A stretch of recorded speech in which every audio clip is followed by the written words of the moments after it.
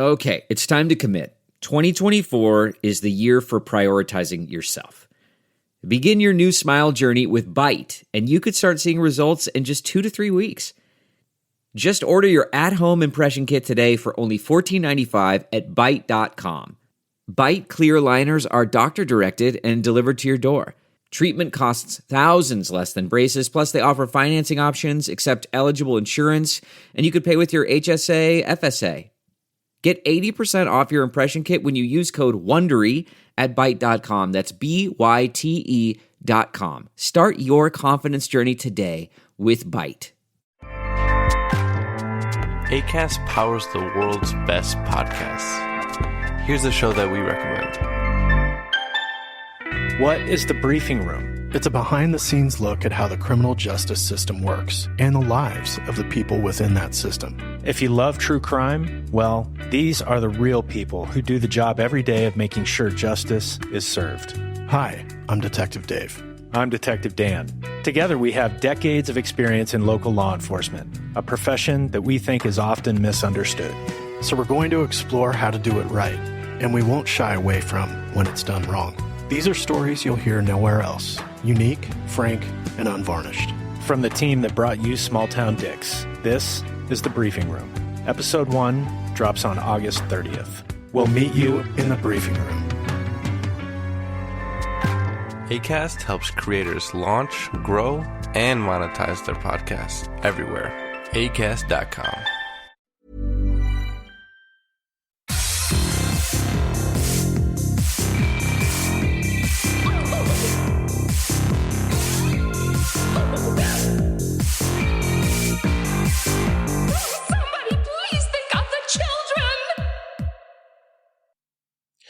And welcome back to Scarred for Life, the podcast where we open up old wounds by looking back at the films that scared us as kids. I'm Terry. And I'm Mary Beth. And each episode, our special guest brings with them a movie that traumatized them as a child. This week, our guest is Prince Jackson. He is the co-host of Nightlight, a horror movie podcast on the Bloody Disgusting Podcast Network.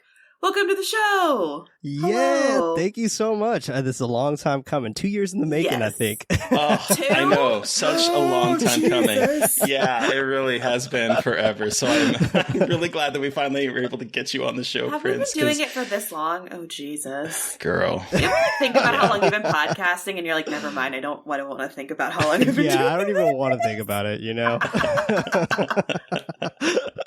But no, thank you for having me. I'm man. super excited. Thank you for joining us. And so one of the things we like to start off with is we want to know, how did you get into horror? How did you get introduced to the genre? Oh, God. So the horror genre, I guess, while I was a child, love-hate relationship, right? I mean, it was just like, oh, shit, I'm terrified. But at the same time, I'm just like, ooh, I'm curious. Like, you know, so it's like, it's such an interesting relationship I had with it, to the point where I didn't know how to truly react to it. So I grew up in predominantly like Christian home. And upon me growing up in that household, it was interesting. Like, my family gave me quite a bit of freedom, but I was like the baby in the family, which usually is the thing. So I got a little bit more freedom, but I also have an older brother who's 7 years older than me. And we always would hang out with our cousins who are also 7 years older than I.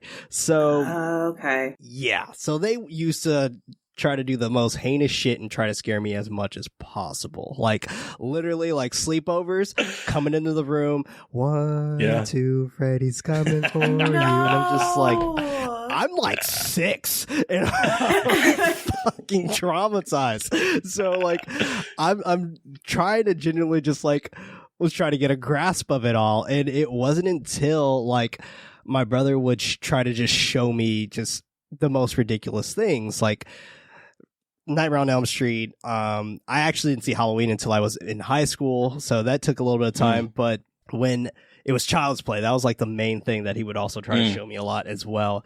He just thought Chucky would scare the shit out of me, when it was actually quite the opposite. I was just like, that I'm kind of neutral on that one. I'm lukewarm, so let's crank it up a notch. But I want to say what really got my fascination in horror was cartoon episodes for Halloween. So like little Halloween specials, specifically Hey Arnold, the Halloween special, because they always did them, and it was fantastic. We had the aliens that was pretty much War on the Worlds. We had the Ghost Train episode. Oh my god, the Ghost Train episode is so fucking good. scary and good. It's so good. I totally forgot about that one. That one's so creepy. Very. And like it was shit like that I knew, like, okay, I have a fascination with this type of stuff, and I know that something is probably going to happen to the point where I'm just going to watch horror films on my own. So it got to the point where my brother was trying to scare me with Texas Chainsaw Massacre 2003, the remake. And I was like, okay, fuck him. I'm going to go ahead and watch this first. So I watched it first, and I was like, all right, this is how it's going to happen. So I knew where every single jump scare was going to happen. I knew all the shit. So when it was time for us to watch it, I was like, all right, great. So I'm going to get him at the best possible time. I want to say it was around when Jessica Biel was like walking around the house. And right when she was walking in the house, I was like, oh, I'm going to get some water or something. And not, mind you, I'm like 12 at this point in time. So like, I'm like, all right, fuck, I'm going to get some water or something, you know, I'll be right back. I leave out, and when I'm coming back in, we have this island set up in our house. I drop to the ground screaming, and I'm like frantic, throwing my water and like spilling it on the ground just to scare the living shit out of my brother. He has never tried showing me another horror film ever since then. Turns out I'm the one who's the fucking horror addict now, and I just want to watch horror 24/7. That's amazing. Yeah, it seriously was absolutely ridiculous on how that all started. And then as time passed and like high school came around, I was really into bootlegging horror films at that time, as I'm sure all of us kind of was. So like LimeWire was a thing, and torrenting and Pirate Bay and all sorts of stuff. So I have my local bootleg guy. FBI, if you're listening to this, no, you're not. We never did that. Never done that in my life. Never done it a single day of my life. Never. This is an entertainment podcast. We are making shit up. Exactly. This is all fiction. All fiction. So with our local bootlegger, like, he would always hit me up and be like, hey, I got this new horror film. I have no idea what it's about, but I got it. And I'm like, cool, send it to me. So I would usually get most of my horror content from him. Wow. And it's how I've watched Martyrs. It's how I watched Frontiers. It's how I watched Trick or Treat back when it came out technically in 2007. It's how I watched a lot of this stuff. And I want to say, when you guys remember that festival, it was kind of weird. Like, they would show it in some theaters every so often, but it was 8 Films to Die For. Yes! You guys remember that? Yeah. Oh, yeah. Yeah, Lake Bungo was one of them. That's how I found Lake Bungo, because it was one of those, which is so weird though. It's why I stayed away from those movies for forever, because I thought that it was like little terrible like movies that they had packaged together and just were like trying to shell off on people. So I stayed away from all of those movies because I thought they were going to suck. Sure. No, that's fair. I was all in. Like, you just bought the tickets online. They didn't age check. And it was each day the way that it worked. And I went until I want to say it was Horrorfest 4. Is when I kind of stopped going, but like the very first time, like, it was where I saw the Hamiltons, Grave Dancers, like, it was just all these like very obscure horror films that you just normally wouldn't, I guess, think about, especially in the mid 2000s and late 2000s. So it's just like, fuck, this is great. And none of my friends were into it, so I would go by myself. Yeah. That's usually how it works. Oh god, I'm gonna go through a deep dive of all of these now that you're reminding me. I'm looking them up, and I'm like, fuck, I'm gonna have to do it. There's only 5 of them. That's what, like 35, 40 movies? Yeah, something like that. That's nothing. Do that in a weekend. Yeah, honestly though, like, it's a whole bunch of different films in there that I feel like we don't talk about enough. Like, for example, Butterfly Effect 3. Like, what the fuck? What? Exactly. There's three of them? That sounds terrible. I'm just going to tell you that right now. It is so good. It is it really? so good. Butterfly Effect 3 is really, really good. And it's weird because, like, I've never seen the second one. I've never even tried hunting the second one down. I didn't know there were 3. I didn't either until it came out. And I was so into it. It was really, really interesting. And there's another one, Deaths of Ian Stone, which is also one. That cover had like the weird lizard arm, and I always remember seeing that. Yes. God. And I guess the one that's the most popular is Lake Mungo, but you just had so many that were in there that even Frontiers, I think, was actually a part of that. I just saw that Frontiers was in there, which I was like, oh shit, I didn't know that Frontiers was part of it. Yeah. The way I got pitched to Frontiers was the French version of the Texas Chainsaw Massacre, and I was like, I'm in. Yeah. I've actually never seen Frontiers. I'm kind of a... Well, that's my pitch to you. Because we just recently recorded with someone on Martyrs, and like, honestly, I've only seen maybe 3 French New Extremity films, and Frontiers is one that I keep hearing, and I'm like, I'm going to have to watch it at some point. Yeah. I mean, do you try to stray away from them because of the gore, or... The gore doesn't really bother me. I mean, you get listeners, you'll know this from our Martyrs episode that's coming out, but like, I don't like Martyrs, but like, I liked Inside. As problematic as it is, I liked High Tension. It's not really the gore, the like in your face stuff. It's more of some of the other things that make me completely fair. Martyrs is it's one. It's fun, yeah. It's fun, yeah. You know, it's just like fun is not what I would use to describe that movie. It's funny when you mentioned that you were watching it, I was like, You'll have a good time. It's a fun ride, and all the comments were. You did in fact say that. Yes. All the comments were just like, "Well, I think we have 2 differences of fun." I was like, "Just wait, go have fun."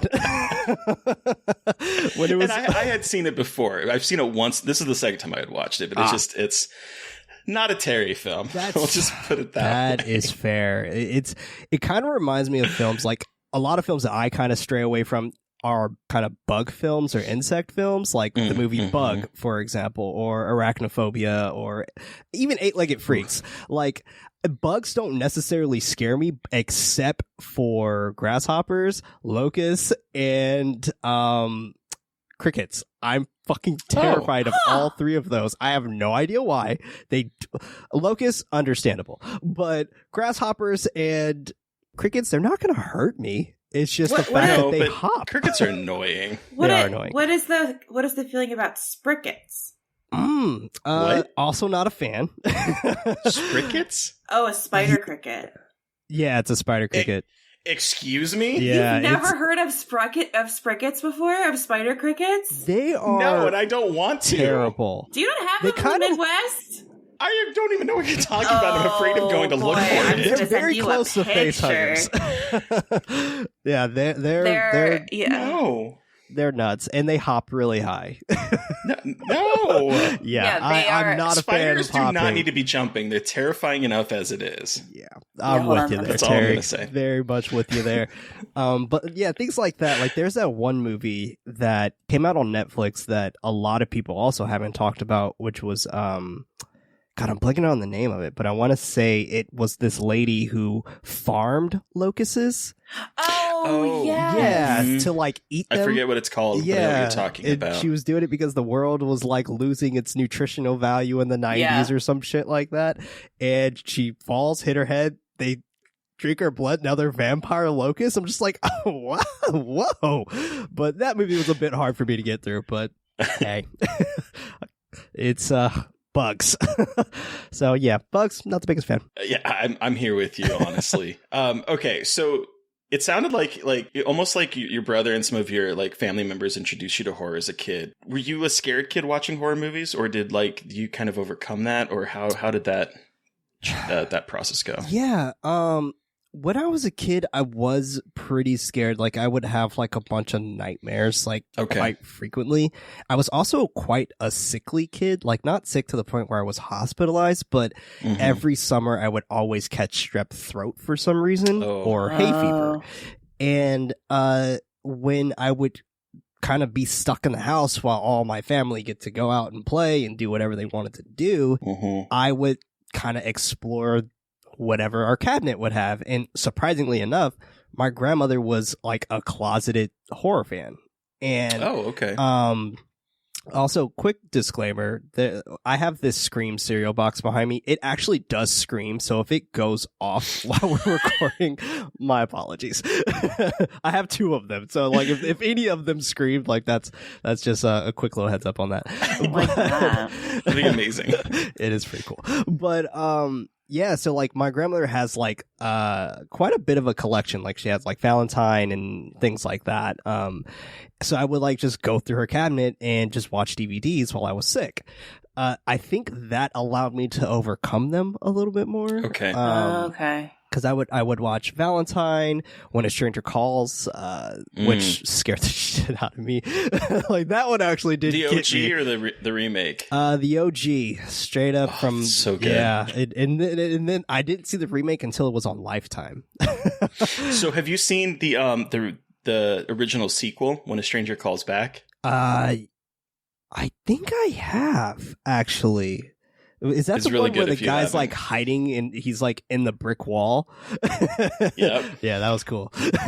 Yeah, I have seen that. Then, but it's interesting because when I would watch horror, I feel like I was supposed to be afraid, but at the same time, like I just found them closer to be cautionary tales. Like, for example, when I would watch People Under the Stairs, like that taught me to like not really fuck with people. Like, like don't go in people's houses that don't belong to you. Like this is not your house. You didn't have permission to go in there. So like things like that. Like it really taught me those life lessons to just like stick to your own shit and stick to your own guns and things like that. But it was, I feel like I was afraid in the beginning. And when I kind of overcame those nightmares, and now when I have nightmares, they're like full length features for me. I'm just like, yo, I never seen that one. Like, so like that's new. Yeah, I was like, I haven't seen that yet. Which particular nightmare I actually wrote a feature film for because of it, but yeah, we can talk about that a little later. That's exciting. So as an adult, it kind of sounds like you've kind of grown past like being afraid. Do you ever get scared watching movies, or are you pretty jaded like the rest of us? Yeah, I feel like I am pretty jaded at this point. Like I'm quite desensitized to horror films. Like I know a lot of people when they think of like the horror film that scared them the most, it's like Terrified or something like that, which makes sense. Terrified is scary, but that one comes up a lot on this podcast. Oh, does it? Yeah. So like, I feel like that's very given and understandable. But for me, the one that actually scared me recently was Swallow. And Swallow terrified me. I watched it at the peak, obviously, as everybody else. Like, we're all locked down with nothing else to do except watch horror films because we're getting ample content. It's nothing new for us. We're used to horror being VOD. So, like, we're just like, cool, we're living. But when Swallow came out, my wife was pregnant. And on top of her being pregnant, I was at the peak of, I have a mental eating disorder called phagophobia. And I was at the peak of that mental eating disorder. So what phagophobia is, just for those who don't know what phagophobia is, it's technically the fear of swallowing. I wasn't afraid to swallow. I was just more so I could not swallow when I would eat. And sometimes it would be while I would drink as well. Yeah, shit was terrifying. Oh, that's not good. So when I was at the peak of that, I watched that film, and even her eating like fucking Cheeto Puffs, that terrified me. I was just like, the way she was stuffing them in her mouth, I was just like I'm gonna be sick. Like I don't think I could finish this. It took me, I think, 2 tries to kind of get through Swallow. Wow. And I can imagine. Yeah, that one definitely got me for sure. And her just sticking anything in her mouth, I was just like, this sucks. Like that, it took me 45 minutes to just eat a slice of pizza today, and now I'm watching this lady eat a battery and a thumbtack. Like, wow, with like zero water. She's just like, yep, going in. But going ham. So when I was at that moment, I challenged myself a little bit back in 2021 to rewatch it for a second time. And I was definitely nervous to rewatch it. And then when I rewatched it, it became one of my favorite movies of all time. And it's so good. It's so incredibly good. And like, I completely gloat about it. And I wish I would have grabbed the copy from Second Sight, but I didn't, unfortunately. But it's something that I feel like is just a near and dear film to me now, and something that feels so cathartic for me now, because I was like, I overcame it. And like, now that my phagophobia is now just triggers, I feel even, I guess, more closer to that film of just how like she overcame her relationship and her life even. And like, I felt the exact same way with that. And her character just speaks so deeply to me, and it's fucking phenomenal. I really love Swallow, but Swallow was like the last film I think that really just like got under my skin. That's a good choice. That is a really good choice. Thank you. It's one of the last movies I saw before the pandemic, because I saw that at the last festival that I've been to, physically been to. Oh man. And yeah, seeing that in the movie theater was squirm inducing. Oh, I bet. I would have loved to have seen it in theaters. Oh, that would have been amazing, because the sound design in that is also really intense. Yeah, like her swallowing is just like, oh, you really hear that? like, oh god. I'm just like picturing the mic just being like right in her face. Oh. Seriously, like ASMR nightmare for sure. God, it's fueling. So you mentioned that Swallow has become kind of one of your favorite movies. What would you say are some of your favorite movies as an adult that are horror?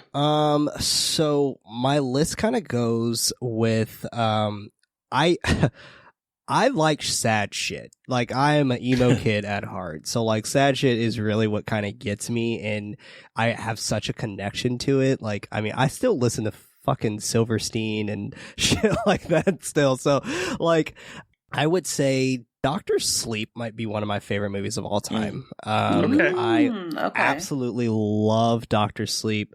And after Dr. Sleep, I would say probably Swallow. Swallow's up there. And The Night House is probably most recently like the one that really, really stuck with me. Get Out is another one as well.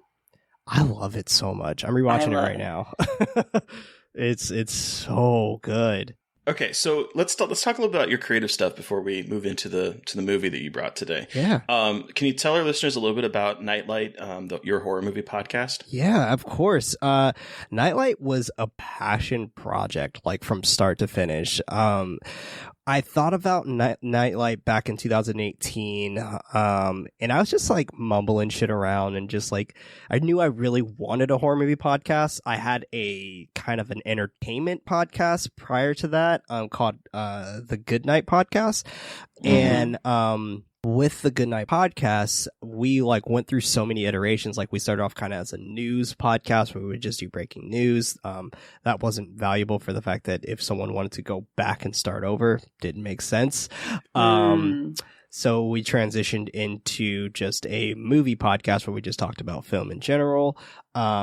The whole crew that I was on, except for one person, liked horror films. So for them, it didn't really make sense to kind of chat with horror about to them, because they were very much the generic kind of I wouldn't say movie watcher, but kind of the general audience, if you will, when it comes to horror. So they would use words like elevated horror, or horror movies are bad and that's why they don't win Oscars and shit like that. So they were very much that type of crowd. So I pitched them. I was like, hey, like, I want to make a horror movie podcast specifically about horror, and that's it. And that's what I want to do. And we kind of went back and forth about it, and then I was going to launch it in like July of 2019 or something. And we had like a meeting, and the team was just like, no, we're not digging it. I feel like this podcast needs to do better first, and then we'll kind of get there. And I was like, okay, yeah, that makes sense. And then like, it was just getting closer and closer, and I was just reworking the show so much to the point where I felt like I got it. And when I reworked the show, October was right around the corner, and I was like, fuck this, dude. Like, October's here. Like, I'm just gonna release it, like, whether they care or not. Like, I mean, it's technically my company anyway, so, like, whatever, you know, fuck it. We're gonna do this. So I did it, and it was kind of a practice round with Goodnight Podcast where we talked about the 13th Ghost, and we rated our favorite ghost. And it was with all of us, Freddie and David, are my two co-hosts for Nightlight, a horror movie podcast. And we were rating ghosts, and we were having such a good time. I was just like, the chemistry is fucking here. Like, this is the crew. Like, I found them. Like, this is it. And when we released the episode, which we started off with a deep cut, and a lot of people's called it silly for starting off with a deep cut. We started off with the House of the Devil. So like, yeah. So like we're hitting deep, and I was like, this is a podcast strictly for horror fans, and like I wanted to make that very clear by episode 1. Yeah, we talk about AAA titles and stuff. Like, I want to say the next episode after that was like The Conjuring or some shit. But like, we ended that month with Tigers Are Not Afraid. So like, once again, like we just really kind of hunkered down and did that. But what the show pretty much consists of us chatting about a specific horror film that's based off of a theme of whatever month it is. So, for example, a month that we're working right now is Mental Health Month or Mental Health Awareness Month, where we're actually going to be talking specifically about films on grief. That particular section is kind of something that we really try to promote as much as we possibly can, is what's happening within that month. So for March, we did Season of the Witch because it was spring equinox for Wicca. And like all that stuff that just kind of falls in line with whatever is happening in the month, we kind of try to match and mimic that. And they seem to be making a shit ton of crazy holidays during in the US, so it's just like whatever. We've got like unlimited content because it's just whatever that holiday is. So yeah, and gosh, 2 years later, we're here now. Back in 2020, we went along with Bloody Disgusting. We were brought onto their podcast network, which was it still is like shocking. Like I pinch myself still. But yeah, all that from a tweet. That was it. All that from a tweet. It's amazing what a single tweet can like spawn. Because I mean, that's kind of how this podcast came to be, was a single tweet and just spiraled from there. So it's you know, you just gotta have that gumption and follow through with it. Yeah. The internet can be cool sometimes. Like sometimes it can really work in our favors, and we could like see people doing cool shit and celebrate that, and that's really cool. Like it's really cool to like be able to celebrate other people's winnings. Well, yeah, and I feel like that's like, things are so weird, I know, online about like horror, but I feel like I wouldn't know you guys, and I wouldn't have been able to find a lot of the opportunities online, like without these online relationships. You know what I mean? So like again, the internet is a terrible place, but also can be a not so terrible place. To put it in the most simplest of terms possible. I dig it. No, like you're right. You're absolutely right. I mean, because of the internet, it literally has allowed us to do so much shit. And off air, I'll chat with you a little bit more about the other projects I'm working on. But it definitely is all because of the internet, and without it, I don't know where I would be. Yeah, well, as weird as it to say. But besides the podcast, you also mentioned you screenwriting. Yes. Can you tell us more about that?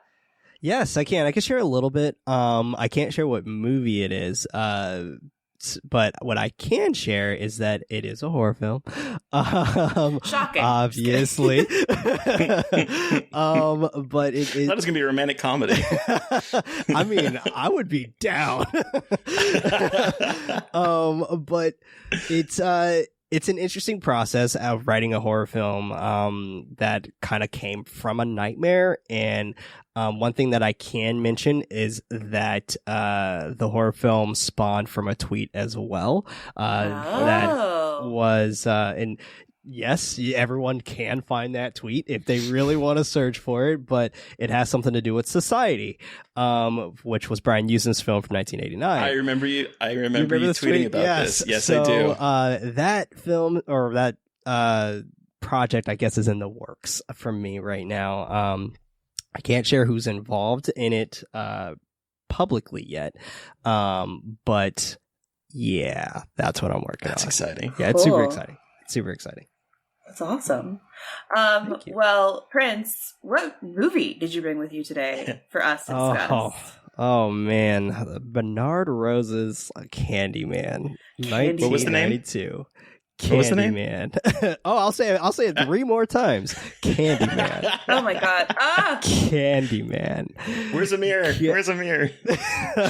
I mean, Reflections on Your Computer works, right? You're right. There's a whole Netflix show about the computer screen being a black mirror. So here we go. That is fair. Here we go. But so in Candyman, the Candyman, played by Tony Todd, a murderous soul with a hook for a hand, is accidentally summoned to reality by a skeptic grad student researching the monster's myth. So, take us back. How old were you when you saw this? How did you see this? What about it scared you? Give us your horror story. We want to hear it all. Oh, man. So, I was 6 years old when I first seen this movie. Oh. Wow. Yeah, that was a mistake. But that was a choice. Once again, older siblings, the whole nine. Okay, I was going to ask if this was a you directed choice or whether someone else. Definitely the sibling and also cousin's choice. But I grew up in the hood in San Francisco. Just to put it bluntly. And me growing up in San Francisco, and I grew up in a district called Bayview, Hunters Point. And growing up there, kind of everything what you saw in the Chicagoan setting there was a little bit of what kind of it was for us, where you go to just a couple of miles down in the city and you're in the suburbs in San Francisco. And it's just a very weird ebb and flow that you kind of go from there. And what's even weirder is that Candyman 2021, Nia DaCosta's Candyman, represents my neighborhood still in some ways because of the gentrification now that's happening in my neighborhood. So with that, as kids, I never heard of Bloody Mary until I was maybe in middle school or high school. So I heard of Candyman first. So Candyman was my Bloody Mary. That was your Bloody Mary. Yeah. And we would dare each other. I went to a Catholic school and our bathroom was in the basement. And yeah, it was the worst. I would hold it in all day. But with that, we would dare each other, and I dare you to say Candyman 5 times in the basement, and that would just be our thing. And when we would all kind of talk about Candyman and things like that, as a kid, I never saw the romantic aspect or the gothic aspect and things like that until I kind of, honestly, until I was probably in college is when I truly understood that no, this film actually has such a different meaning than what I thought. Candyman still is scary as fuck, but it's such a different meaning and such a different way to kind of showcase romanticism and honestly, to put it bluntly, jungle fever. That was another thing that I found attractive in that film, is the fact that my family, they're obviously, we're all black, but at the same time, we have family members who kind of have mulatto descent, which is kind of a derogatory term for some people. It's just black and white. But with them having that kind of background and things like that, I've always been curious as to that side, because we have so much black pride in our family, but yet we have a lot of mixed people in my family, and I've always was very curious about that. And when I took a DNA test, because I don't know my father, I took a DNA test, and I turns out that I'm 30% Irish, and I was like, all right. Oh, wow. Yeah, feeling lucky. But so it was definitely interesting for me to kind of see that in film. And I grew up with hood movies, Don't Be a Menace to be one of those comedies, but Menace to Society and Fresh and Boys in the Hood and things like that. That's the type of films I grew up with. So seeing a film such as such as Candyman, it felt so representative for me until like later down the line. I found out, I was like, whoa, this was like written by a white dude and directed by a white guy. And then you really started to see like, oh yeah, this was written by a white dude. This was written by a white dude.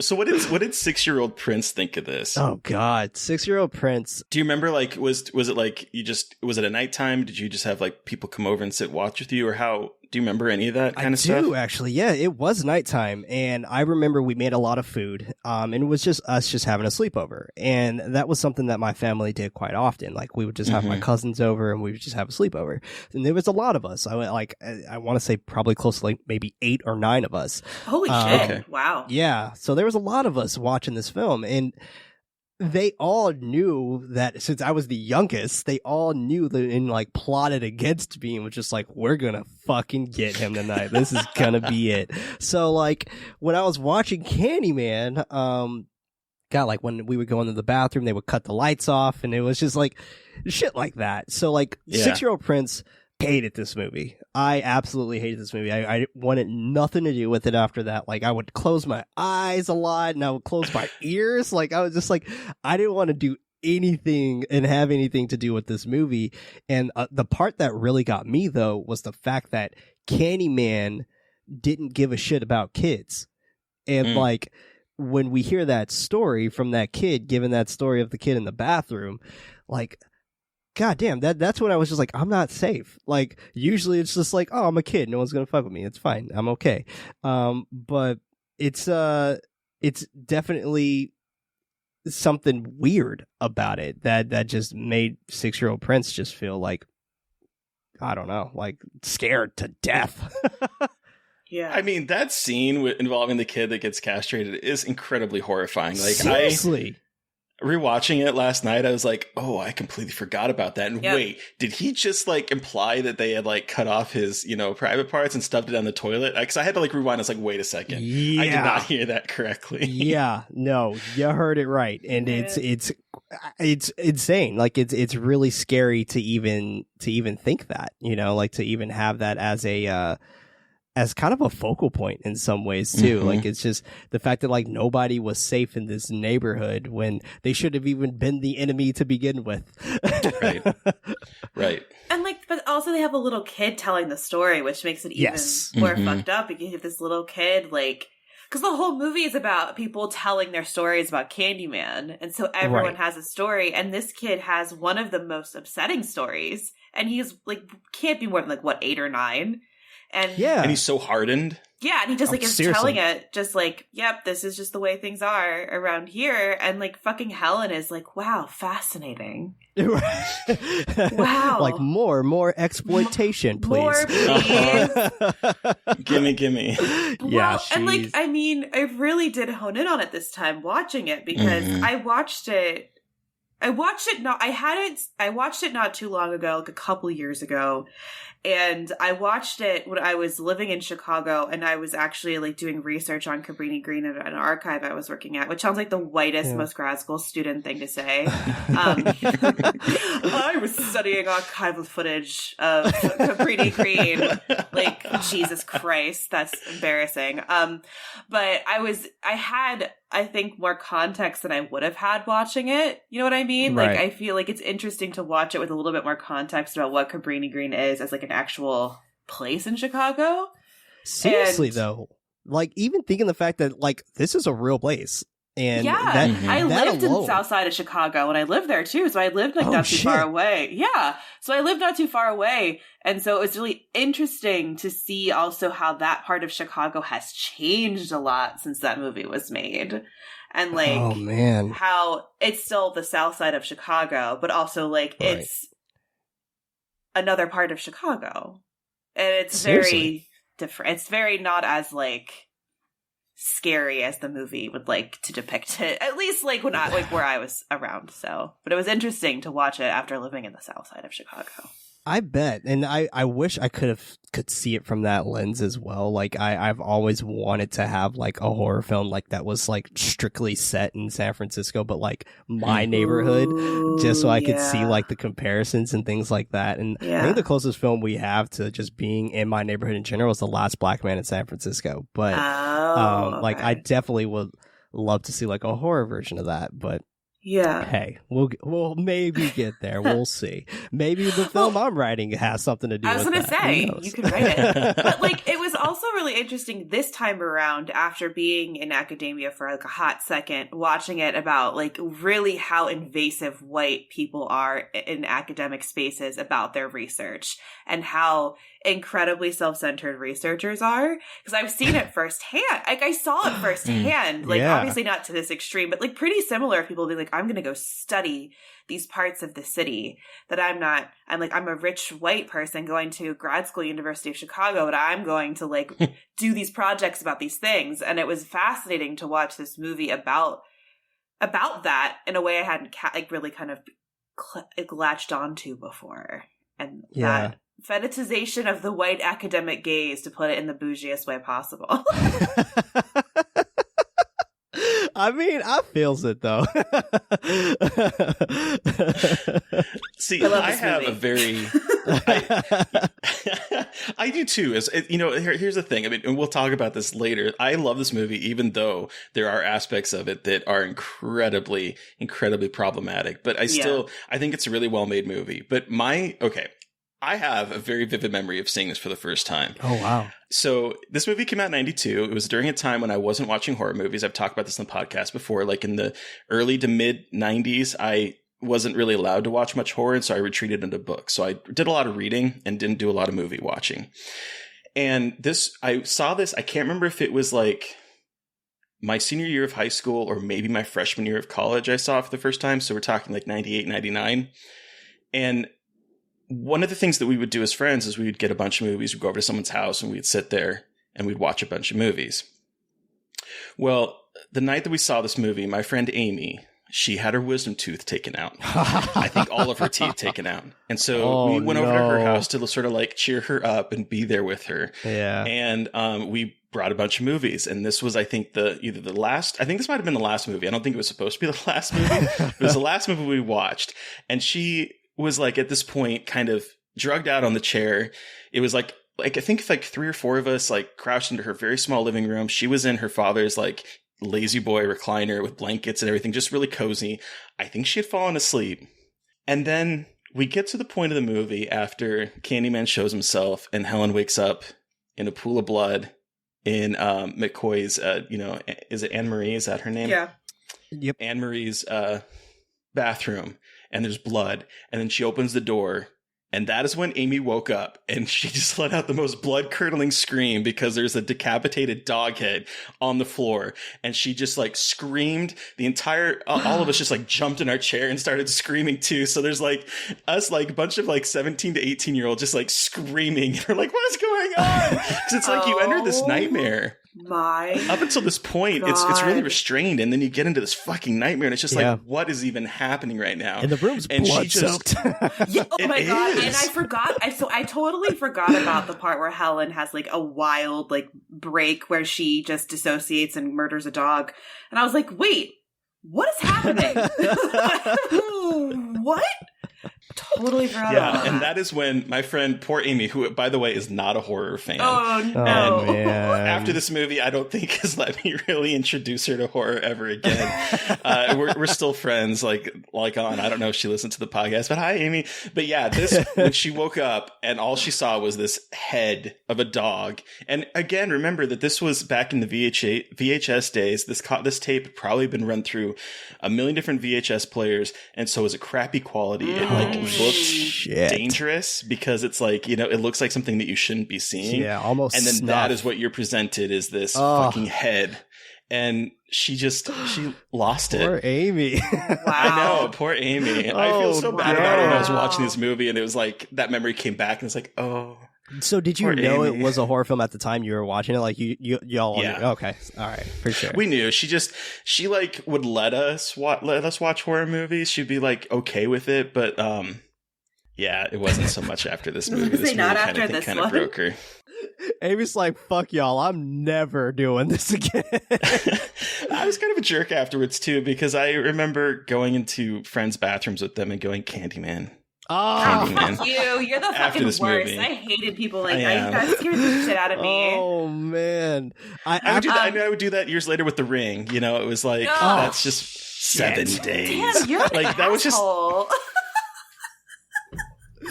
Amazing. I kind of did the same thing, but to strangers. I went to go see The Night House in theaters, and it's just super late showing, like maybe 10 o'clock at night or something like that.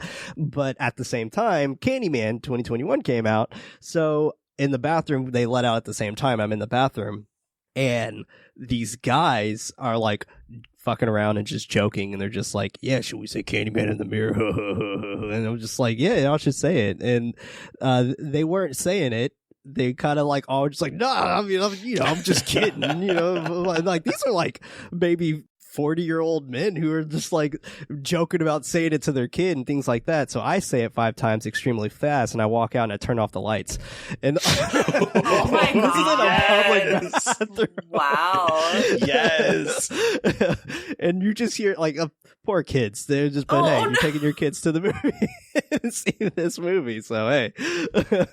But I also want to talk about the scene right before Helen wakes up in a puddle of blood, which is when we first see Candyman, right? Like yes, it's 45 minutes in the movie, so we've already been kind of talking about Candyman. Some shit has been going on, and then all of a sudden, the tone shifts because you hear Tony Todd saying Helen in the most bone-chilling way. So good. It's so good. Like, I forgot how incredible Tony Todd is as Candyman. Just like the charisma and like the dread, and it's like scary but also like really kind of sultry at the same time. Yeah, that's the thing. Like, it's an attraction to it, and it's so weird because you're just like, this guy's attractive. Like he's tall, he's dark, he's handsome, and so on top of that, he's fly as fuck. Like he's just like the speeches. You're like, yeah.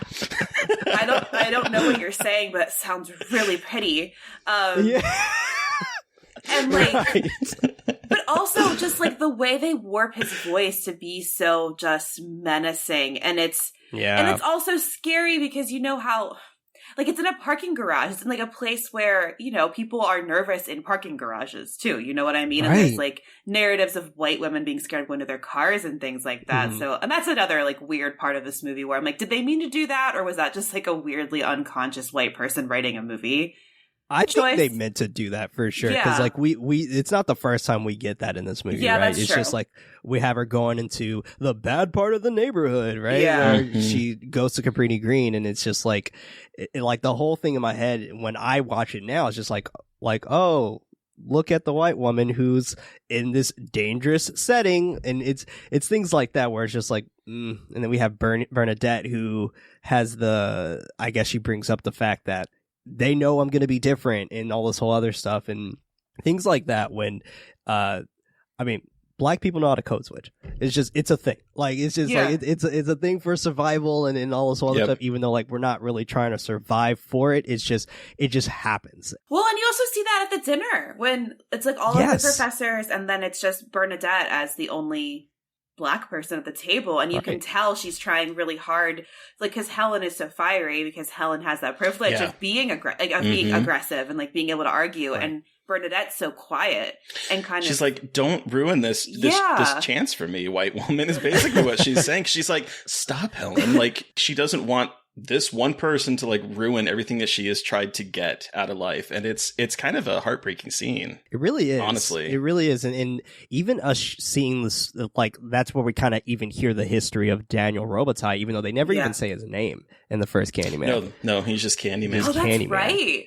Yeah, they never say Daniel Robitaille. We don't hear Daniel Robitaille until Farewell of the Flesh. But it's interesting when we kind of see that in things like that, and that's something that I've mentioned multiple times, where it's just like, this is a film that was created to not have a sequel. Like, it was just like Bernard Rose was like, oh, cool, I made it, I'm done. Like, I don't want to make a second one. And when this was created that particular way, it was it was interesting that he never mentioned his name or never wanted to mention his name and things like that. And now we have these battle cries and rallies and things like that, like say their name, like that's such a focal point, and it always has been for Black history in general. And for Black folk is the usage of our name. And that's something that we hold so near and dear to us, which is kind of weird to say, but it kind of goes back to Roots, where in Roots, where Kunta Kinte was trying to keep his name and they were trying to change his name to Toby, and he got whipped to the point where until he had to say Toby. And that whole concept is something that we all hold near and dear to us. Like my name being Prince, for example, I got picked on like crazy and I wanted to abandon my name as a kid. So I called myself Mo. And that's what my whole family would call me. They would all call me Mo. And I didn't use Prince until I was in college. That was at that point in time when I was at age 18, I was like, I think I'm going to use my actual name and really just like empower that and take hold of that and things like that. And even then, like there's incidents where people would still try to call me different names. You're just like, I'm not going to call you Prince. Like, what? That's weird. Like, I was like, but that's my name. So like, yeah. But like, it's things like that have always just been so close to Black people as their name. And I always found that to just be such a shitty move in Candyman, where just like, you can't even say this person's name, yet you have all this history on him, yet you don't know his name.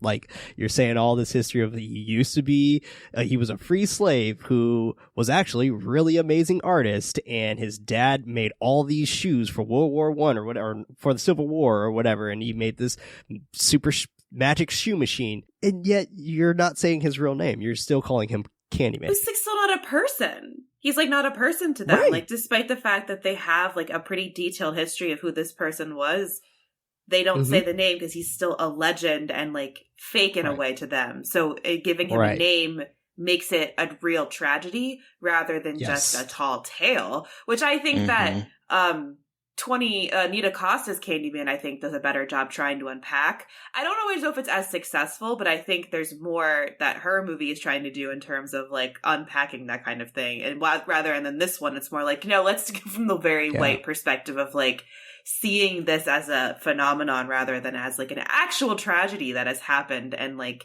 is indicative of centuries of violence.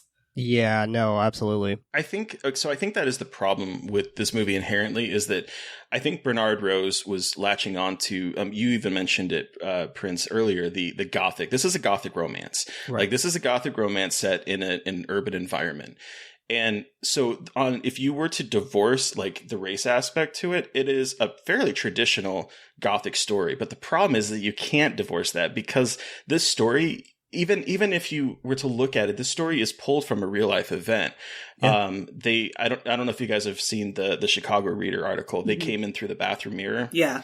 About Ruthie Mae McCoy, who again is two people's names in this movie. You have Anna Marie McCoy, and then you also have Ruthie, the person that the janitorial staff brings up that was murdered. And so Ruthie lived in Chicago in the, I believe it's the ABLA project. It's the Chicago Housing Authority project known as ABLA. It was a high rise. I mean, we're hearing similarities here already. A high rise that had dark, malfunctioning elevators, pitch black stairwells, and addiction and violence was prevalent. And that's what is being represented in this movie. Yeah. And this woman, Ruthie Mae McCoy, was calling the police because she was saying that some people are next door and they want to come in through the bathroom. And the police were like, what? And so they didn't send anyone immediately. And it wasn't until someone else called in and saying that they heard gunshots that finally the police arrived, but no one didn't answer. No one knocked on the door. They knocked on the door and no one answered. So they didn't barge in. They didn't do anything. And so the next day later, another neighbor calls and says, hey, I haven't seen Ruthie, and she normally comes by, and still the police didn't do anything. They didn't want to break down the door. And it wasn't until the following day that one of the project managers came in with a carpenter and drilled through the lock and found her dead. And they had literally come in, again, like this movie, through the bathroom, the medicine cabinet in the bathroom that was connecting between the two buildings.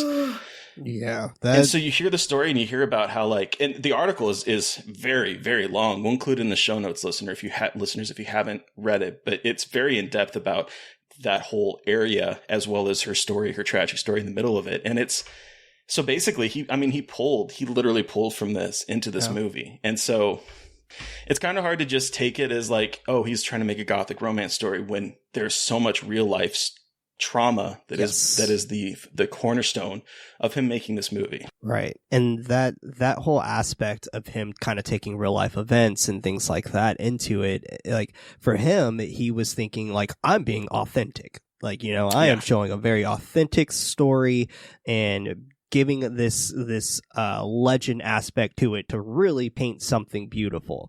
And granted, I love Candyman, don't get me wrong, but yeah, this movie has its faults, and Bernard Rose has his faults as well, and it's really telling, because if we even think about the original story of The Forbidden by Clive Barker, like when we think about that, like it was all based on class. Like it had nothing to do with who's black, who's white. I want to say even his version of Candyman was a redhead. So like it was pretty much. Clive Barker's version was a horror movie of Titanic. Like we had Rose and Jack, and it was the same shit. But like when we get this version for Bernard Rose's Candyman, he did create something beautiful, but it was so hurtful to the point where it took us 20 years 30 years to kind of regain that back and reclaim that. Because if we even think of all the sequels, not a black director for any of the sequels, not a black writer for any of the sequels. Well, aren't they all still centered on like the white woman being like taken by Candyman, like the white woman in peril becoming pretty much all of them are the rehash of King Kong, and they're all just different versions of King Kong. And it's exactly where you have this white savior and things like that. And it's so interesting to kind of see how you have Candyman be retold in Nia DaCosta's Candyman. I think that's why I love it so much, Nia DaCosta's Candyman, because of the fact that she has this retelling of how we are able to bring this figure back to us as a black community, and how it was a tale that was forgotten, and you have to remember it to do all of this whole other stuff. And with Daniel Robitaille telling, sorry for quick spoilers, not really a big spoiler, but tell everyone, and how Daniel Robitaille says that motion of like, let everybody know that this shit still happens. Like, and like it's even the story of like cops taking too long, or not taking a situation serious in a certain neighborhood, or even over policing in those certain neighborhoods and things like that. Like it's those types of situations that kind of go hand in hand, because there'll be gunshots in my neighborhood one night and no cop cars, like none. And it's just like, it's such a norm that like you don't hear sirens when there's gunshots or anything. Unless it's like a full-blown war or something going on up there. And it's crazy. It's really crazy to think about that type of stuff, that this is such a norm. And anytime cops will call, I never like leave my number, because it's just like, you're not going to really take me that seriously. So like, this is what the situation is. Get here if you can. Like, there's an incident, with one of my neighbors, who got into a fight with her daughter, and, the cops were called, I want to say around like 4 p.m. or something like that. The cops didn't show up until 9:30 p.m. Yeah. The fight already was like done. I was gonna say, like, everyone's like gone to bed at that point. Like everyone's left. Like there's nothing left to talk about. Like, it was just like what are you even here for? It's just, do you still live in San Francisco? I do, yeah. Okay. I actually still live in the same neighborhood that I grew up in. I just live in a different part of that neighborhood. Cool. So it's like I've seen this neighborhood like start from like the bottom to like where it is now, and it still has work to do in some ways, I guess. But like at the same time, like gentrification's like real, and it's crazy to see like high rises in my house or by my house, and things like that where I'm just like, that is nuts. But yeah, San Francisco's still home. I used to live in a small town called Fresno, which it's a town, but I used to live there, and I went to high school there in Fresno, and I went to a medical high school in Fresno. So like, that's an interesting fact about me / tidbit. I went to a medical high school, and I used to I used to work on cadavers, and I actually interned at a coroner's office. Holy cow! Yep, I was studying to be a mortician. Oh wow! Yeah! Oh my god, that's so cool. Yeah, I studied mortuary science for 3 years, and that was it kind of died out at a certain point because it was just like it actually surprisingly expensive to get into mortuary work. I researched it for a long time because when I was in grad school, I decided I didn't want to be in academia and I was going to become a mortician. And have either of you read Smoke Gets in Your Eyes? No, I haven't. Yes, the one about being a mortician or like growing up. Mm-hmm. Yep. And I'm sorry, I didn't mean to interrupt you. Okay, but it's like hours of research, so many expensive classes and like licensing and lab hours. I'm like, fuck, this is going to take forever. Yeah, I got a leg up on it when I was in high school, but like it was. Did you learn how to do all the makeup and stuff and like reconstruct faces and shit? Yes, so we learned how to do that. That was my sophomore year in high school, where we had to learn how to do makeup, and we had to learn how to dress a dead body as well. That was interesting. Oh my god! There's like these little things that you would kind of hook the body on, and you would dress them. And like if it's like a kid, for example, like you would paint their nails and all that stuff. Like it's wild. It's nuts. And yeah, we had to take pictures of our work and all that stuff. And, oh no! Yeah, oh no! It was interesting. No. It was a very weird high school, but it was McLean Medical Academy. If anyone's interested, I have no idea if they still have that mortuary program, but it was cool. It was cool. That's really fucking cool. Yeah, it was weird. High school, weird, but cool. But like, oh. All right. Yeah, like there was a whole bunch of things. Like we had like a ton of people watching us, like a ton of professionals had to be there.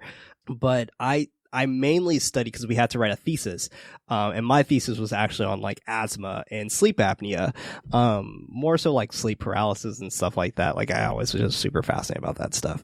So you had to have these major tangents. Sorry, like you had to have these like actually set up like real life like experiments and things like that. So I would literally go and ask people and like based off of the budget of the school, we would pay them, and I would be like, hey, like, you know, have you guys seen Come True? Yeah.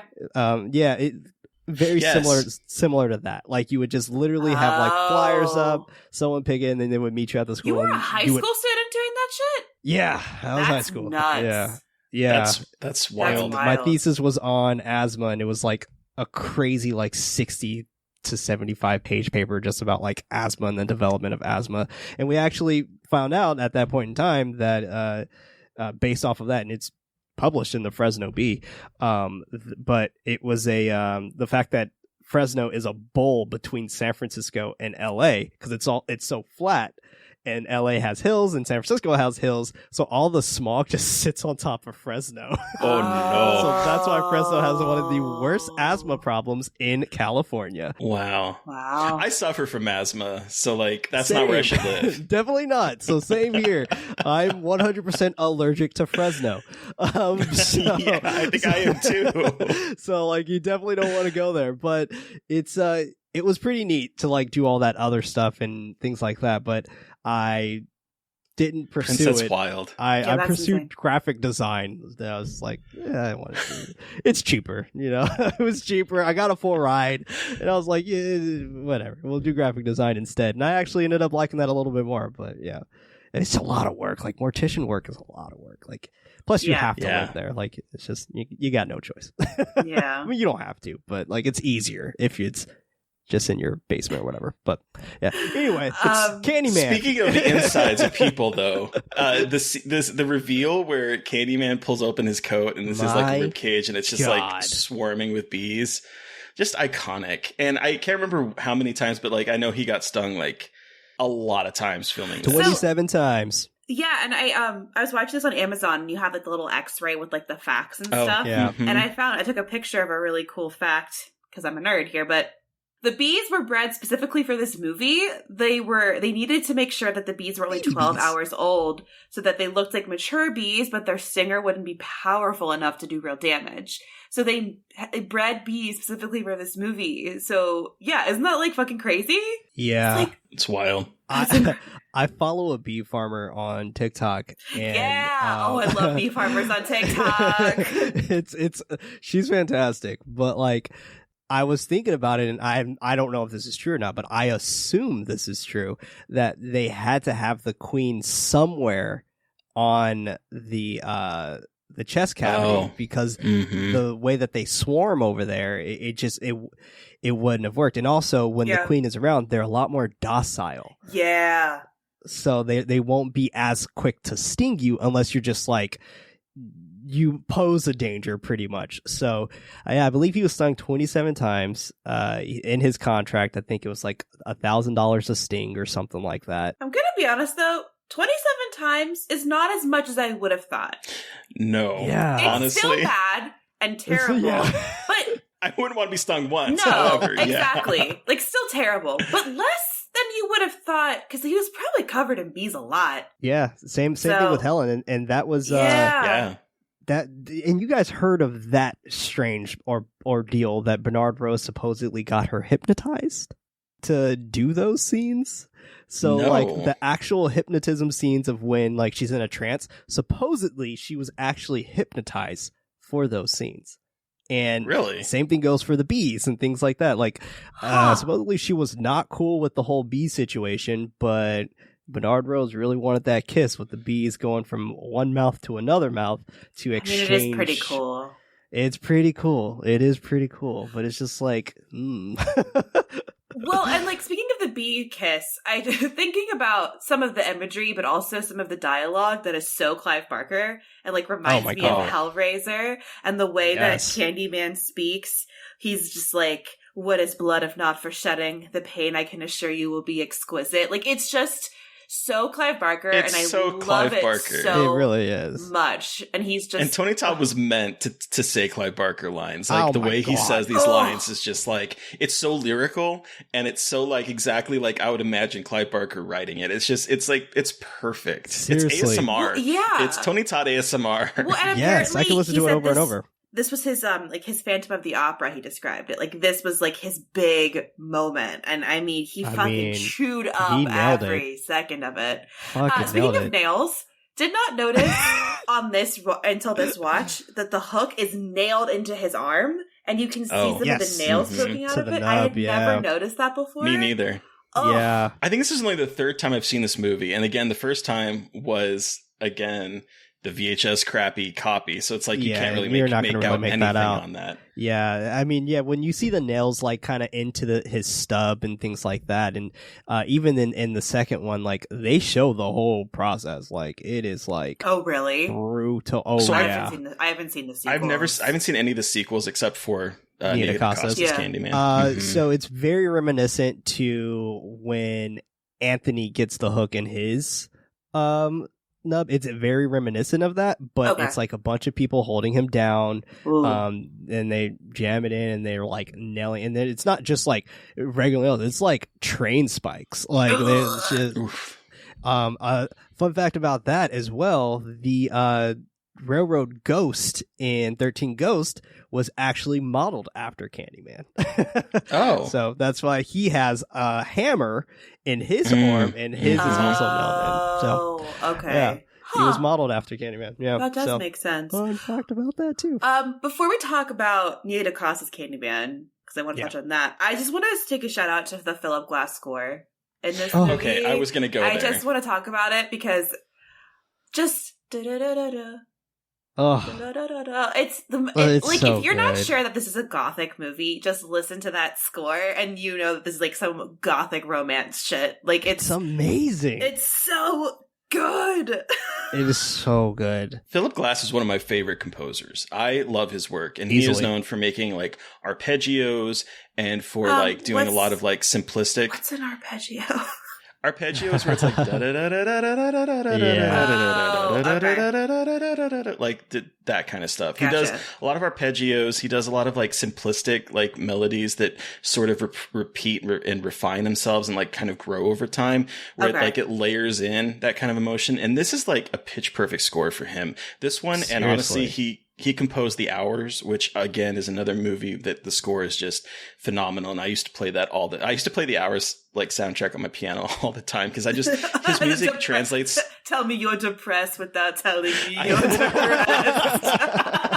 I played The Hours soundtrack on the piano for hours like, by myself. No. I used to do it all the time because his music is like it's not too difficult to learn, especially because I think he is like very piano forward, and so it's not too difficult to learn on the piano, and it's just a bunch like again repeating patterns. So once you've like learned it, it's really easy to do. But it has such an elegance to it, and like you said, Mary Beth, this is gothic. This is a gothic score to its core, and I love it so much. Yeah. I love this score. I think the score is perfect. The score generally is what makes the film in some ways, because I feel like Philip Glass just really understood that he understood the gothic romance behind it, and he understood that like each scene needed to have this kind of operatic feel to it, where it's almost Shakespearean in some ways, and it's the way that we kind of see that clarification through his composition, and it's incredible. And I'm blanking out on the one for Nia DaCosta, but I'm gonna find that composer as well, because I feel like they also did an amazing I like job. that composer a lot. The composer of the new one definitely understood what Philip Glass's score was about, and I think in a lot of way, and I think we'll probably talk about this a little bit, I think that it is a perfect like mirror image to what Philip Glass was doing. I still think Philip Glass's score is better, but again, you're like comparing like this pitch perfect, in my opinion, score, and it's hard to like match that. But I think that what the composer for 2021's Candyman was doing definitely feels like he understood what Philip Glass was doing. Yeah, absolutely. And his name is Lynchins. He goes under Lynchins, but it's Robert A. Lowe, Robert Aki Aubrey Lowe. Cool. But he goes by Lynchins, and yeah, I mean, he genuinely, I feel like he definitely understood it. And one thing that I really like is that I believe Philip Glass's Candyman theme song was called Candyman's Box, if I'm not mistaken, and it's to sound kind of like a music box in some ways.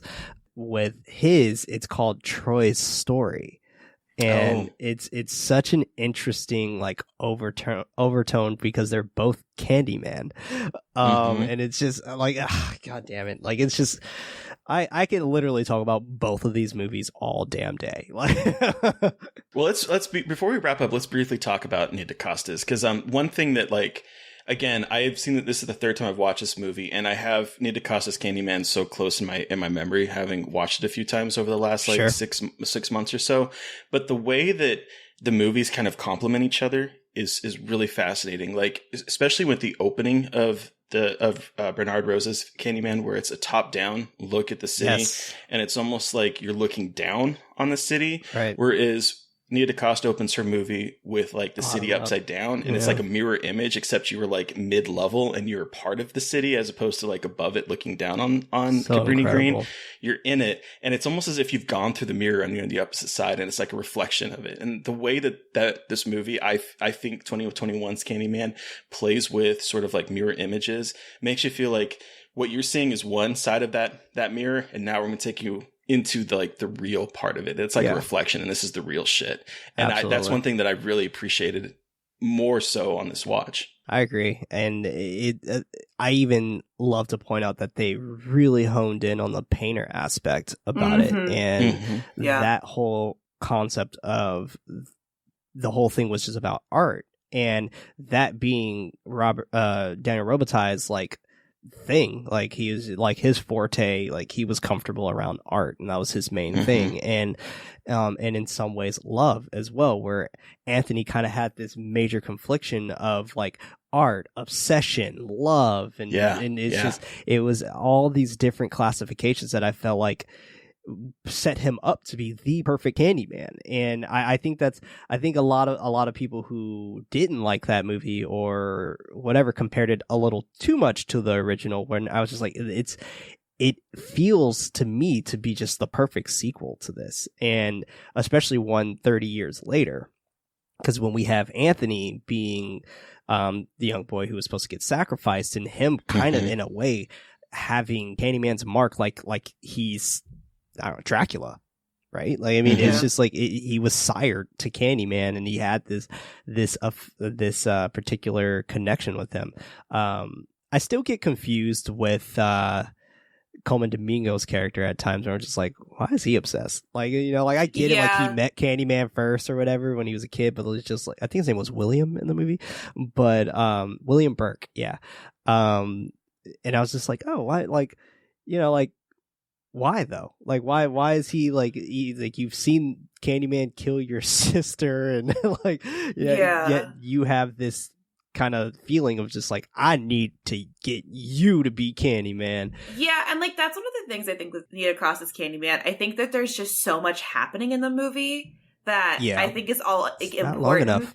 It's not exactly. It's not long enough. I just think there's so much cool stuff going on that she doesn't have time to unpack fully. So it feels like a lot of like kind of threads that aren't totally resolved. But at the same time, like, what am I trying to say? At the same time, it's just like also the fact that this came out in movie theaters in 2021 is fucking incredible. And like just the fact that this movie was made by a Black woman about like from a Black perspective about Black people, as like, as I said, a perfect sequel to the one from 30 years ago. It just like, it is the perfect sequel. Like despite the things that might not be perfect about it, it's still like an incredible way to continue the series.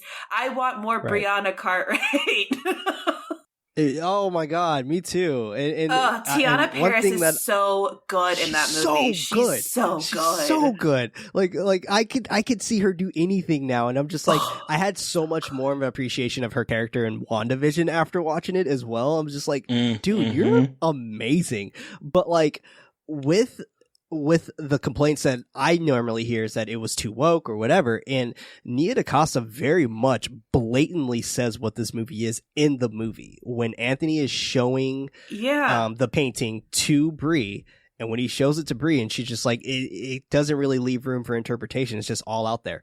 That's the fucking movie. Like, the movie's just all out there. Like, there is no interpretation. Like, this is what you're going to see, and this is what she wanted to show. And she wanted to show a completely unfiltered version of what her Candyman was to her in general. And I felt like the usage of the mirrors and things like that was a really good touch as well. And the only time we were able to see Candyman, I guess, not in a mirror in this moment, was when he was faced with his one true love, which was Bree.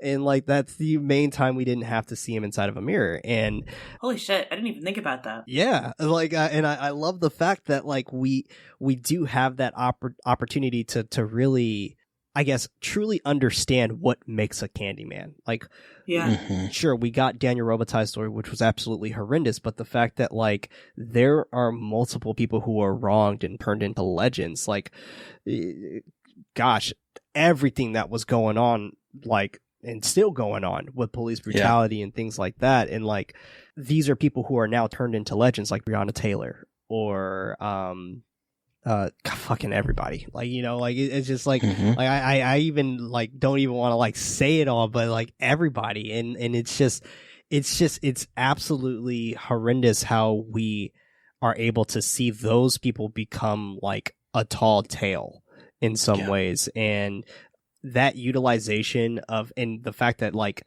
during the marketing, and I'm sure y'all probably remember this, but during the marketing it was say his name for a long time. I wrote that a lot when I was writing articles about it. Right. Like say his name. Like that was the marketing, but it was really good. It was great. Or say her name. Right. Because a lot of people didn't want to say it was Nia DaCosta's, Candyman. That's very true. And like a lot of that really played in a lot to the fact that like of how aware they are of like their surroundings. And I feel like they knew they had something special. And I guarantee if people give this movie 10 years and revisit it in 10 years, I guarantee some people are going to feel like it is a fucking masterpiece and can stand right next to Bernard Rose's Candyman. Well, also, a lot of people think it's too woke. I'm like, did you see the first one, though? Like, it's not subtle either. Like, that one's not like, seriously. It's like maybe a little bit subtler than Nia DaCosta's, but not by much. Like, it's pretty fucking obvious. Much. Like we have that police story to open up the movie in Candyman 1992.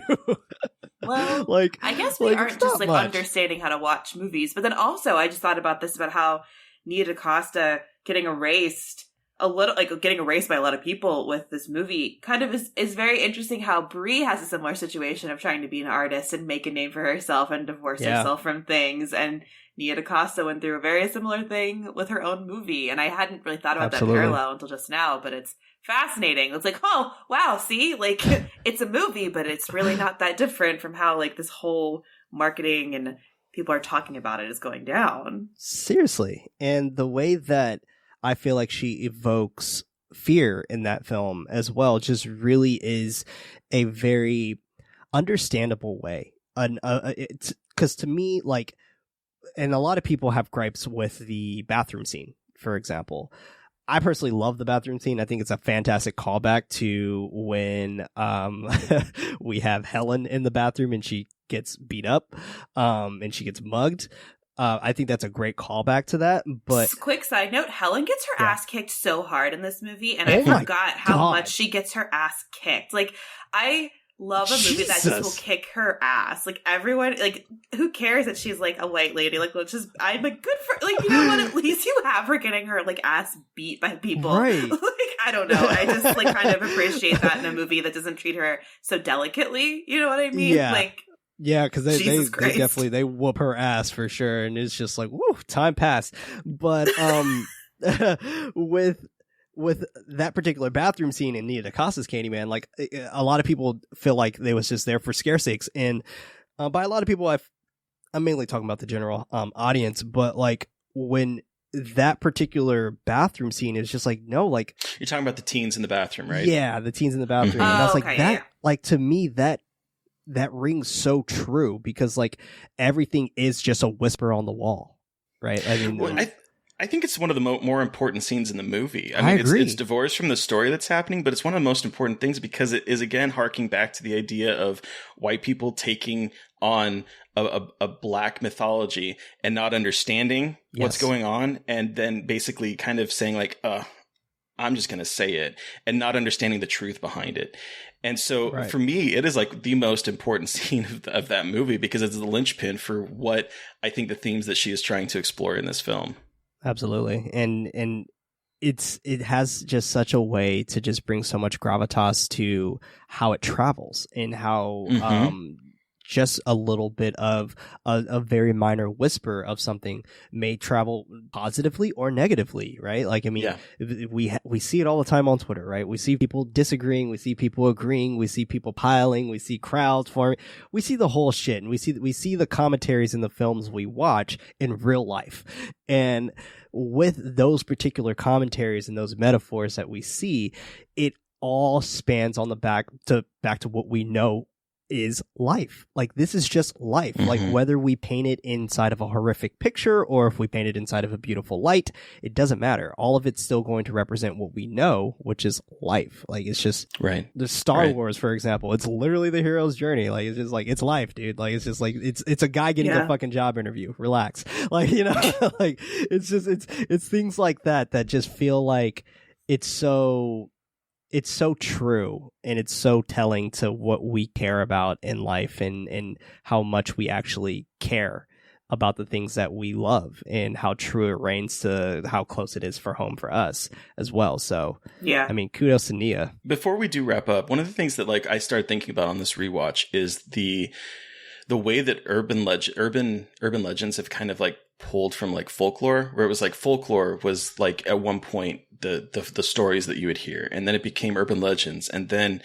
in like in the 2000s it became creepypastas. Like, I'm just like, the idea of that it's where you're living at that time is where like the kind of folk lore and the folk horror kind of pulls from. And I'm just wondering, like, what's it going to be in like 20 years where it's like, what's the next thing that is going to be haunted by Slenderman or Candyman or Bloody Mary or, elves in the woods or, leprechauns or whatever the case may be. It's like, what's going to be the next iteration? It's just, I started thinking about that as they were, discussing the idea of an urban legend. Yeah. And I feel like a few folks are definitely trying to do new things. Like, I'm not too sure if you have seen those apps that like make up fake text message stories.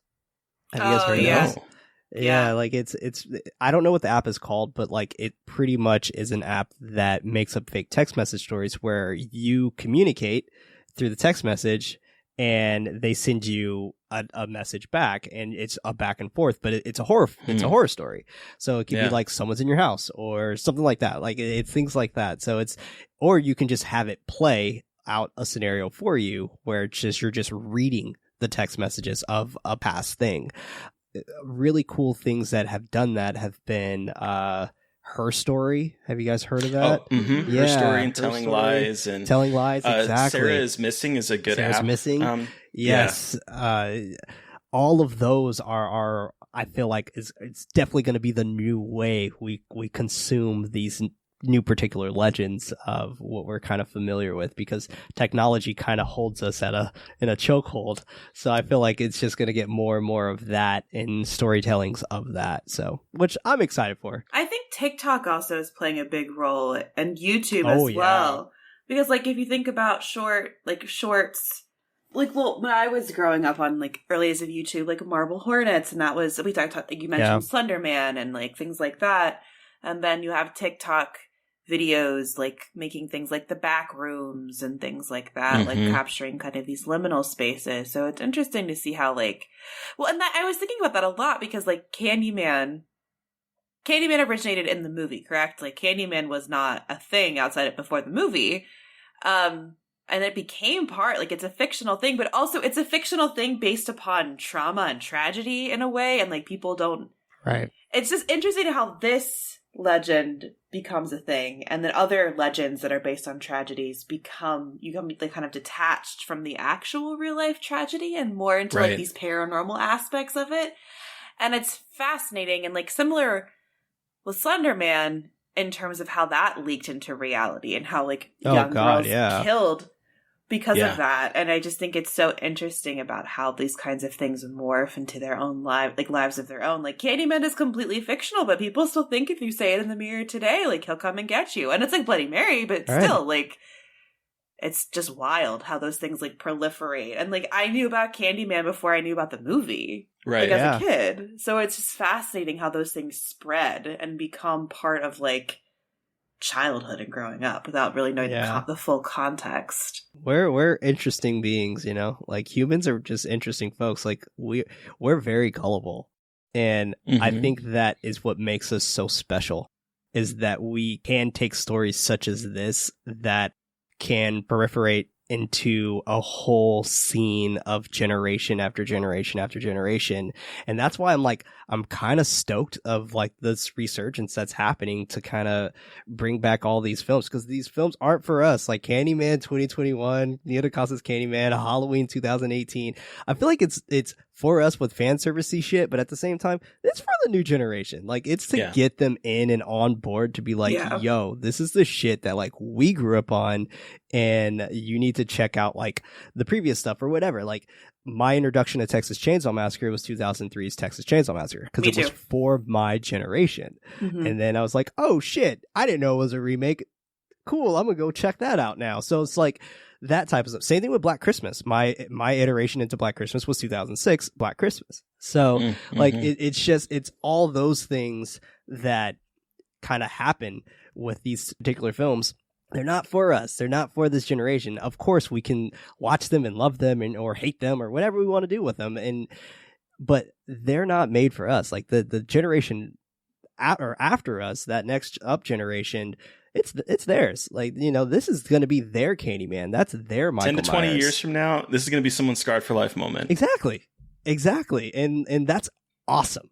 Like, that is so cool, because like us as humans are extremely gullible, which allows us to have just shit like this that we will believe from time to time again. So speaking of this being someone else's scarred for life movie 10, 20 years down the line, now that you've rewatched, you know, the original OG, are you still as scared as 6-year-old Prince was, or has the movie lost its luster for you? I wouldn't say I'm scared, and but I also wouldn't say it lost any luster per se. What I would say is that it has and will forever have such a close spot for me in my heart. Like, even with all the gripes aside, like, it is just such a phenomenally well done movie in some ways. Like, as a film in general, like, it is just a masterpiece of a film. And with all the gripes that I do have in it, I overlook them every time because I love this movie so much. And it's just one of those films that I feel like it's just going to forever kind of just be that soft spot for horror, where everyone, like, I don't know a single person who doesn't like Candyman. Like, I don't. And I just think it's going to be one of those films that just is going to be forever just a horror gem. And I wish it was talked about a lot more in a part of the Grails, like Halloween and Texas Chainsaw Massacre and Scream and things like that, because it's unfortunate that it's not considered a part of the Grails. But hey, I mean, it is for me, and I feel like even though like it might not be with that, like, it was cool to see Candyman pop up back into the conversation again when Nia DaCosta announced that she was doing it. Well, that's a perfect way to transition into wrapping up and giving this our rating out of 5. Terry, how many bee-covered rib cages out of 5 do you give Candyman? Okay, so I do think that if as a movie, as like an experience, I think this movie is pretty damn close to perfection in terms of what it makes me feel and why I love horror films, because it makes me even watching it last night, the moment that it transitions into that full-blown nightmare, the moment that terrified Amy, my friend, back like 20 years ago at this point, poor Amy, is still an effective transition that like turns the rest of the movie into an absolute nightmare. And I love that it can play with that sort of like, it's almost like you're gone through the mirror in this film and you've now entered this nightmare world and nothing is as it seems and nothing makes sense. And I love that it can do that. I love how terrifying it is. I think the acting in this is phenomenal. The score is just perfection. It's weird watching it now as an adult who has like a better understanding of horror and a better understanding of the way the world works, because it's still at the very end when there is the mural of Helen, it has replaced Candyman and it's this white woman that is being celebrated. It's like, oh, why is it ending on this note? Because otherwise it could have been like a really good movie. So I think that some of these things, watching it through a 2022 lens, has like dampened some of my appreciation for the film, but not a whole lot. So I still am wobbling between a 4 and a 4.5 beak-covered rib cages for me, somewhere in between there. I think what this movie is doing is fantastic. What about you, Mary Beth? I think I give it 4. A lot of the same reasons. I think it's an incredible movie. I think, again, watching it from a lens now, you're like, ooh, a white guy making this movie. But, honestly, it could have been way worse at the same time. You know what I mean? That's true. Like, it's not perfect by any stretch of the imagination, but, like, I think he thought he was being sensitive, and that doesn't always translate to good intentions, but, Yeah. But I also want to give a shout out to Casey Lemons as Bernadette/Bernie. My favorite character of the movie. I love her. I love her as the voice of reason. I know that's like kind of a stereotypical black best friend trope, but just like having this voice of reason being like, please, like, you need to pump the brakes, white lady, just charging into Cabrini Green and like not having any sense of caution and being like, I can do whatever I want, and like kind of providing this thing of like showing how unrealistic Helen is with a lot of her expectations of how things are going to go and how people are going to interact with her, and finally being confronted with a reality that maybe not everyone wants to talk to her or like reveal their information and trauma and be looked at as a test subject. And I think that there's a lot of really interesting stuff going on here with like academia and that kind of stuff too. And once again, it's a complex movie that every time I watch it, I get more out of it because it's trying to do a lot of stuff. And it's just beautifully done. It's fucking gross. It's so good. And yeah. And Prince, you have the final word. You already said a beautifully eloquent reason for why you love the movie, but how many bee-covered rib cages out of 5 do you give Candyman? Yeah, I think I would give Candyman 4.5 for sure. And cool. It definitely, as I stated a little bit earlier, it just has such a soft spot for me personally. And yes, seeing it in the lens of 2022 and things like that definitely weigh a lot. And also me seeing it just like as a black person in general, like it definitely weighs a lot. And I do see connotations and things like that just really stick out to me to the point where I'm just like, yeah, that could have not been there. But at the same time, like this film just has such a delicate way of presenting a monster. And it does that in such a way with just pure elegance. And the fact that we get so many rumors and stories and it takes us 45 minutes to see our villain is incredible. Like it's really, really incredible to kind of see that aspect of this film and have that be such a secret from even the audience. And it's fantastic. It's absolutely fantastic. Yeah. Well, thank you so much, Prince, for finally coming on and joining us and talking about this movie, because this was a great conversation. Where can listeners find you, and what do you have coming up that you can share about your podcast, etc.? Well, thank you both for having me. This has been an absolute blast. I was very excited to come on this show. But people can find me over on Nightlight, a horror movie podcast. That's Night with a K. You can also see me on Twitter at The Head Night. That's also Night with a K. It's a lot of cool stuff that I got coming down the pipeline. So you'll probably see my name somewhere else. Hell yeah. So listeners, you've heard from us. We want to hear from you. What was your experience with Candyman? You can send us an email at scarredforlifepodcast@gmail.com, or you can reach out to us directly on Twitter. I am at MB McAndrews. And I'm at Gaily Dreadful. And of course, don't forget to follow the podcast on Twitter at Scarred Podcast. And please don't forget to review, rate, and subscribe. It helps with the algorithms. Yes, it does. Thank you to Eric Parr for our artwork. Thank you to Sean Keller for our music. Thank you, everyone, for listening. Please stay safe out there. But most importantly, stay creepy. And until next time.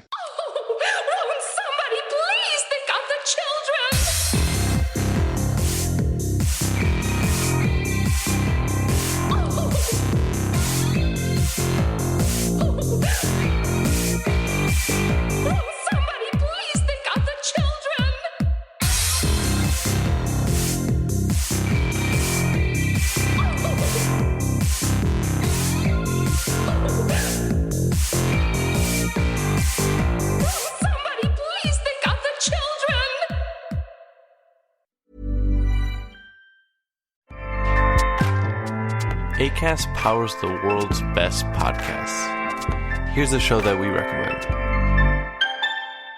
What is The Briefing Room? It's a behind-the-scenes look at how the criminal justice system works and the lives of the people within that system. If you love true crime, well, these are the real people who do the job every day of making sure justice is served. Hi, I'm Detective Dave.